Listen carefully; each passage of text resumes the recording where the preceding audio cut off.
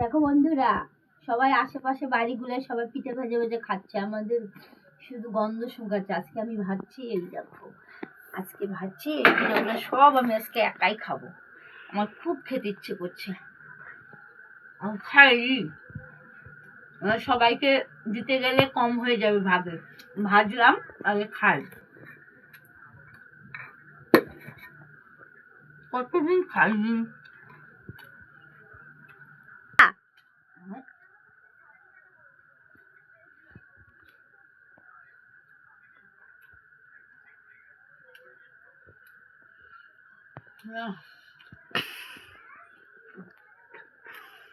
এতটা টেস্টি লাগছে না, এ কি মরে যাবে তো? এরকম কেউ খায় নাকি? কোনোদিন কি খাওনি?